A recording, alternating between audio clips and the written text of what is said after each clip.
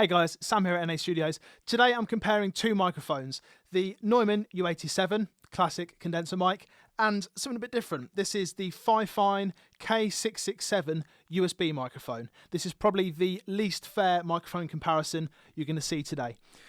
Now, Fifine sent me this microphone to see if I'd check it out, and I thought I'd try it on some male vocals. I think typically it's kind of used as maybe a streaming microphone, maybe a home recording mic. But I've tried it, I've compared the two, I've had a listen to them. I was relatively surprised, really. Let's have a look what you get with it, and let's see how it sounds. Okay, so here's the session then. I've just been doing a song. This is Adele's When We Were Young. I've done a vocal on the U87, track 1 here, and then one on the Fifine. I've mixed them as I would normally. We'll have a listen to them with the processing on, and we'll have a listen to them on their own as well, with no processing, completely dry, and have a listen to the differences. Okay, so from the top, I'm just going to switch between the two, and we'll hear what they sound like.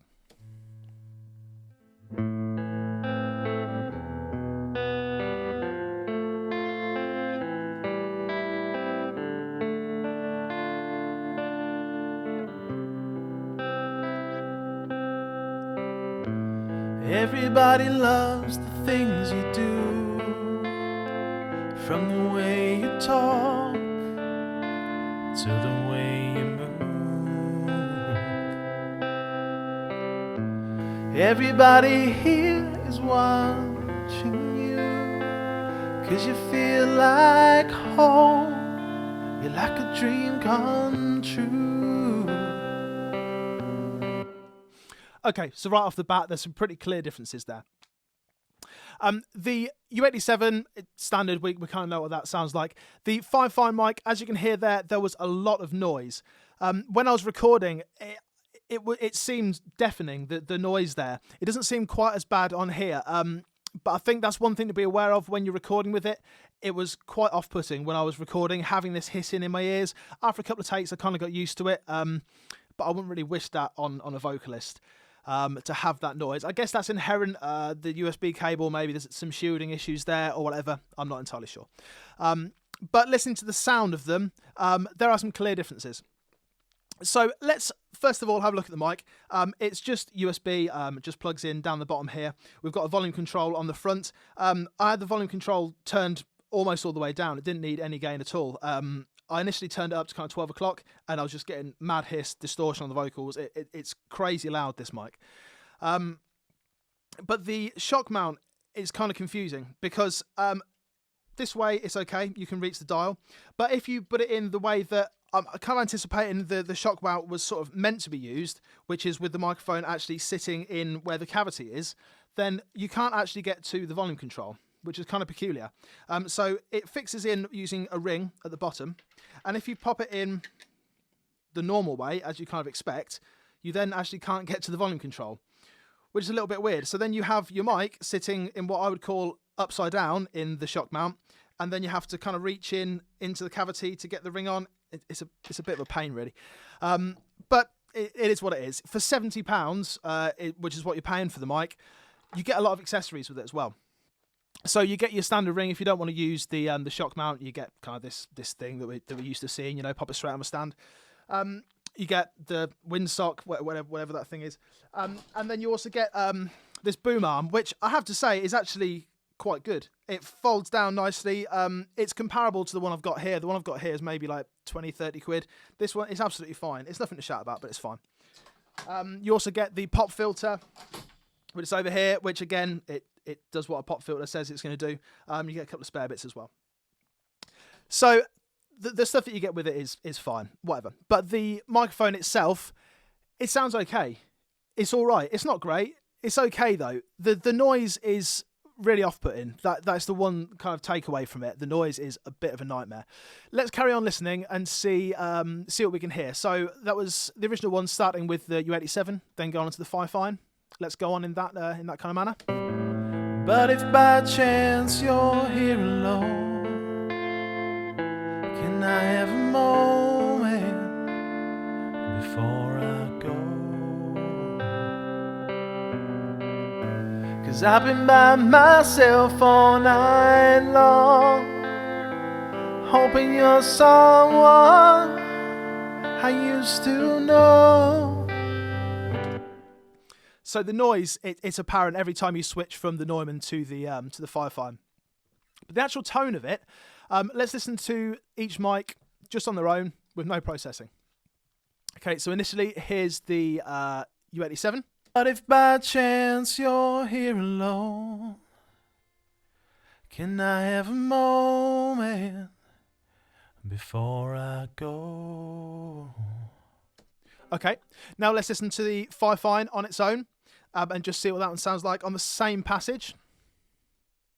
But if by chance you're here alone, can I have a moment before I go? So to me, the Neumann has got that extended top end. It's a bit sweeter in the highs, which helps the vocal cut through a bit more. The lows are, in this instance, relatively comparable. My voice is not that deep, but I think the bottom end is kind of quite similar there. Let's have a listen again, just in that bottom register for that last line. Before I go. And then on the Fifine. Before I go. If anything, the Fifine, it sounds a little bit blobby. The Neumann has got that top end, as I say. It's got that kind of familiar Neumann mid-range on it, which then extends into the highs.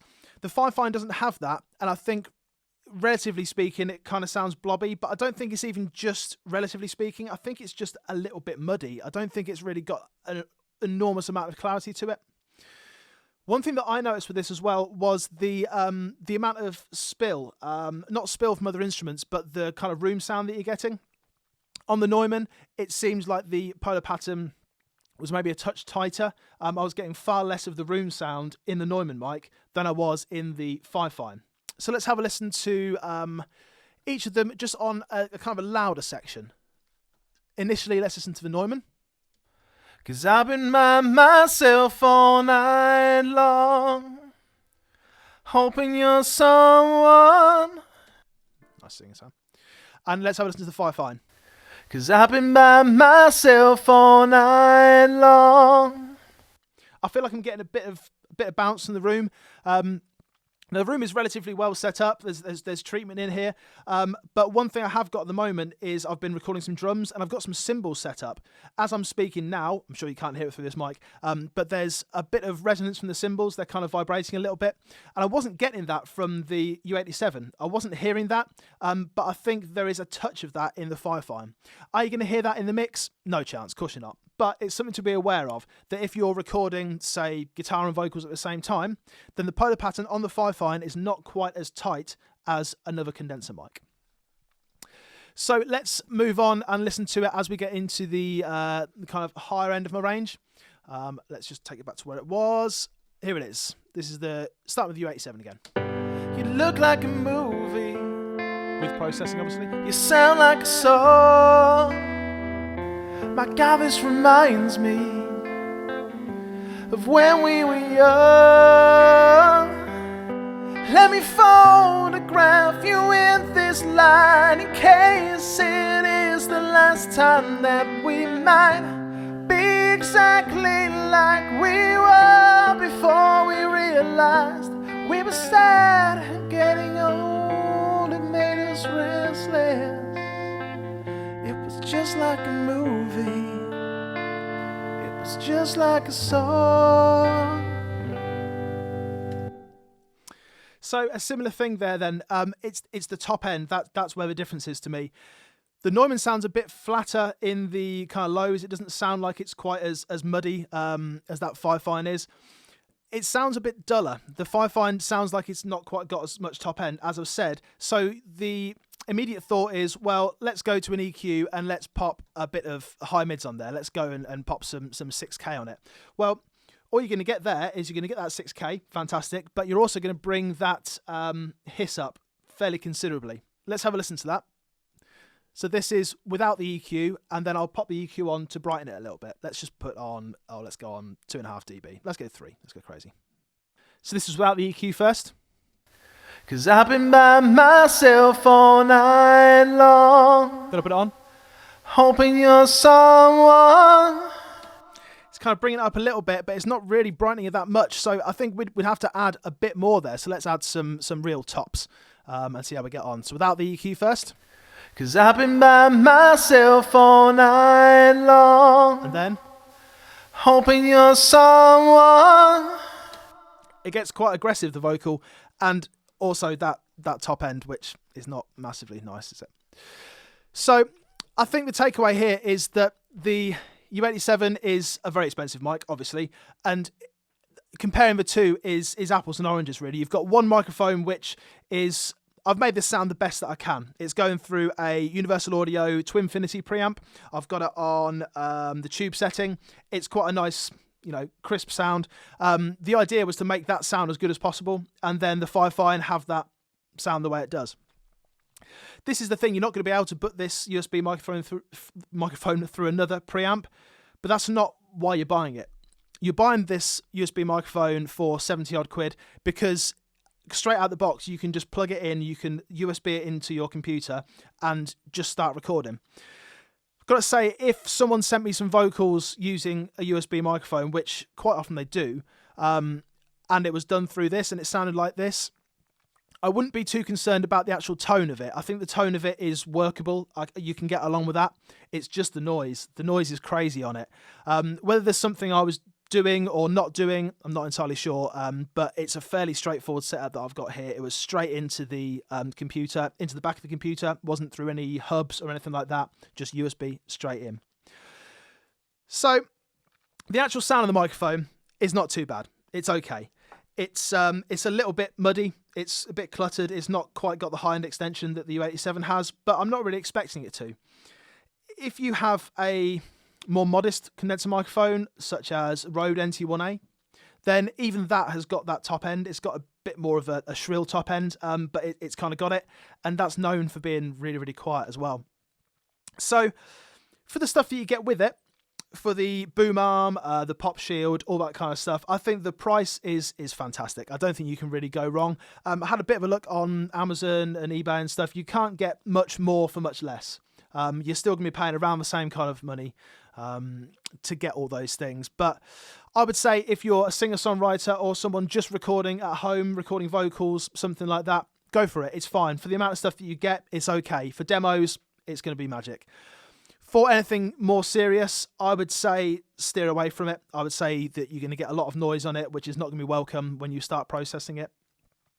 Maybe think about something a bit more serious. For the same, well, not the same money, a little bit more money, you can get a condenser microphone and an interface, which is going to get rid of that noise, and it's going to sound a bit better.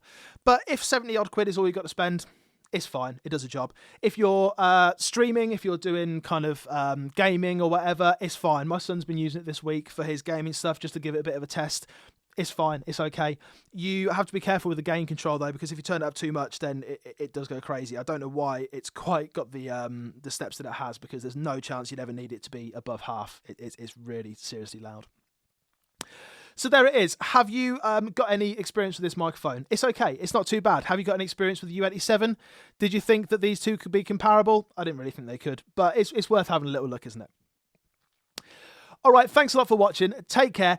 Check out what we've got coming up next. I'm going to do a few more microphone comparisons, and up the top here, I'm going to link you to some more that I've done in the past. Make sure you subscribe, make sure you hit like, and I'll see you next time. Thanks a lot.